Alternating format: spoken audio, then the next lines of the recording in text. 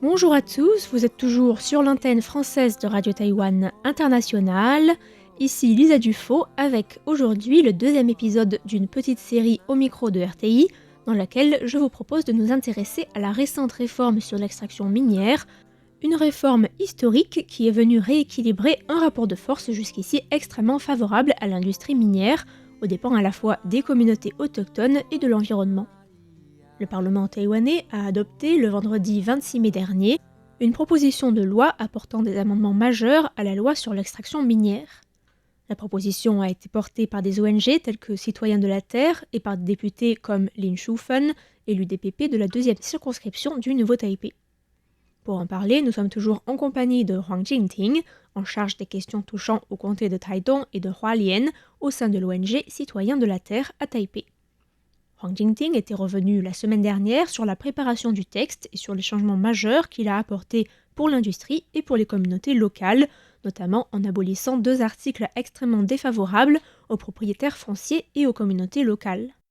Nous avions vu que les nouveaux amendements ont apporté des formes de contrôle des entreprises minières et de leurs projets d'extraction, contrôle qui était auparavant quasi inexistant.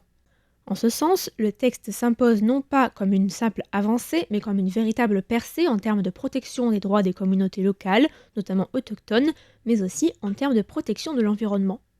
Mais il faut garder en tête que malgré ces amendements, qui auront un impact certain sur le futur, le mal est fait dans de nombreux endroits où des mines ont été creusées sans consultation des populations locales, détruisant de nombreuses terres traditionnelles et modifiant le paysage et l'écosystème, en apportant son lot de pollution, là encore toujours sans trop de contrôle de la gestion des déchets par exemple. La loi fondamentale des peuples autochtones, Yuanzhuminzu Jibenfa, promulguée en 2005, a apporté d'importants changements dans le traitement des terres autochtones à Taïwan. Dans son article 20, le gouvernement reconnaît que les droits des peuples autochtones sur les ressources naturelles et foncières et que la restitution, l'acquisition, l'utilisation, la planification et la gestion des zones marines et terrestres qui sont la propriété ou qui sont occupées par des personnes autochtones sont régies par les lois. Son article 21 dispose que lorsque les gouvernements ou les acteurs privés s'engagent dans des projets de développement de terrain, d'utilisation de ressources, de protection écologique ou de recherche académique sur des terres autochtones, qu'elles soient privées ou publiques, ces derniers doivent consulter et obtenir l'accord des personnes autochtones ou des communautés concernées, ainsi que leur participation, et partager ensuite les bénéfices avec eux. L'article introduit également un principe de compensation des dommages causés par l'utilisation de ces terres, qui doit toujours se faire du reste avec l'accord des populations autochtones locales. La loi fondamentale des peuples autochtones et plusieurs autres textes qui viennent compléter cette loi se chargent de détailler les conditions des processus de consultation qui ne sont donc pas régis par la loi sur les mines. Huang Jingting se dit ainsi plutôt pessimiste sur l'avenir de ces consultations, pointant du doigt certains problèmes existant dans d'autres textes de loi qui devraient aussi, selon elle, être modifiés. Elle évoque ainsi, par exemple, la directive sur la consultation et la participation des villages autochtones, 资商区的原住民族部落统一参与办法, un texte promulgué en 2016 et amendé en janvier 2023, qui détaille les règles des processus de consultation des populations autochtones pour les affaires concernant les terres aborigènes. La loi sur l'extraction minière ne peut pas détailler les conditions de vote lors de la consultation pour des projets miniers, car ces détails sont inscrits dans la loi fondamentale des peuples autochtones. Mais effectivement, ces règles posent un certain nombre de problèmes. Par exemple, les données présentées lors des réunions d'information sont souvent fausses, ou très orientées en faveur des entreprises, qui vont affirmer que le projet n'aura aucun impact sur la population locale, qui n'a que très peu de moyens d'obtenir d'autres informations qui ne viennent pas des entreprises. La loi mentionne seulement que lors de ces réunions, les entreprises doivent inviter des spécialistes et des chercheurs. Elles invitent donc des chercheurs qu'elles ont elles-mêmes choisis. C'est pourquoi cette directive est très problématique. Huang Jingting explique que pour tout projet minier, la compagnie minière s'adresse directement au bureau de la commune pour enclencher le processus de consultation.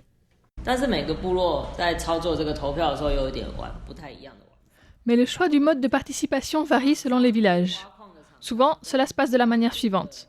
La compagnie minière s'adresse au bureau de la commune concernée Il s'agit de l'entité administrative la plus basique à Taïwan.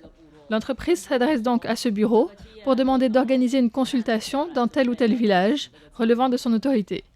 Le bureau passe alors une annonce dans le village et demande aux habitants de se réunir pour voter. Dans les 30 jours qui suivent la demande, la compagnie doit organiser une réunion de présentation du projet pour expliquer où elle veut creuser, pendant combien de temps, comment le projet va impacter les habitants.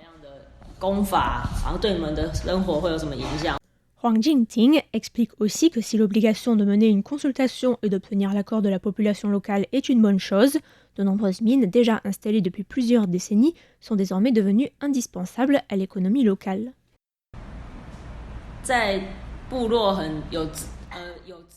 Mais il faut pouvoir mener ce processus de consultation en amont, dans le cadre où les personnes qui vont se prononcer peuvent prendre une décision libre et éclairée, sans subir de pression.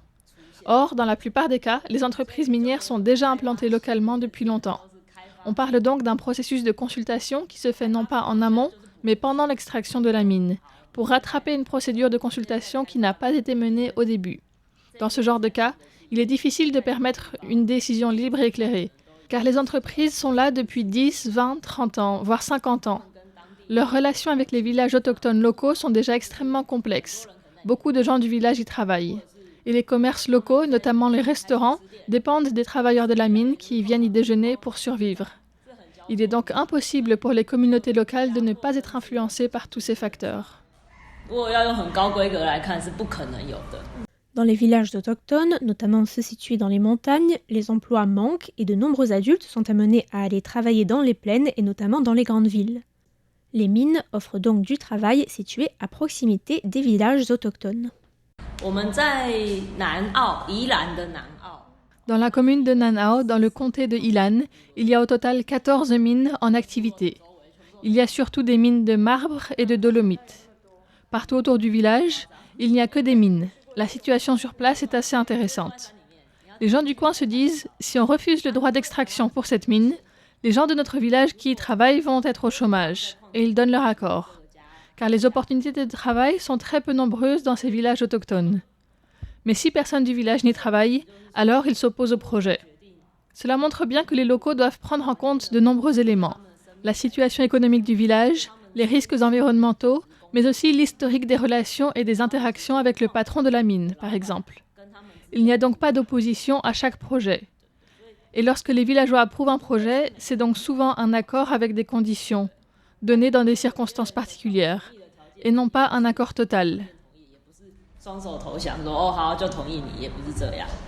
Huang Jingting évoque le cas de la cimenterie de la compagnie Asia Cement à Hualien, qui a obtenu le droit d'extraction en 1957 et qui a suscité, et suscite toujours d'ailleurs, un important mouvement d'opposition de la part de la population locale Truku, ou du moins d'une partie. Huang Jingting précise que même dans ce cas de figure où il existe une forte opposition, les choses sont beaucoup plus nuancées sur le terrain et l'opinion publique au sein de la communauté locale est très divisée. Les voisins de la mine en question, qui habitent la communauté de Fushë, y sont particulièrement exposés à la pollution sonore constante ainsi qu'à la pollution de l'air, générée notamment par les poussières soulevées par l'activité de la cimenterie. Il y a aussi des villages où l'opinion des habitants est très divisée. Le cas le plus emblématique est celui de la cimenterie de Asia Cement Corp à Sincheng, dans le comté de Hualien. La mine est là depuis très longtemps et les relations entre les locaux et la compagnie sont très complexes. Les habitants qui vivent près de la mine y sont très opposés car ils considèrent que c'est dangereux. Mais ceux qui vivent plus loin sont favorables à ce que ça continue. Or, ce que l'on voit à l'étranger, c'est qu'en général, les habitants qui vivent plus proches de la mine ont plus de poids dans le vote car ils sont plus impactés que les autres. Le système « une personne, une voix » n'est donc pas forcément ce qu'il y a de plus juste. Lors de notre rencontre, Huang Jingting m'a expliqué en détail le processus de consultation auquel l'ONG a parfois l'occasion d'assister. Il est très rare que nous soyons mis au courant de ces réunions en amont, sauf si on connaît bien les gens du village, qui alors nous informent. Dans ce cas-là, on y va. Les informations données pendant cette réunion doivent être rendues publiques et consultables librement au bureau de la commune.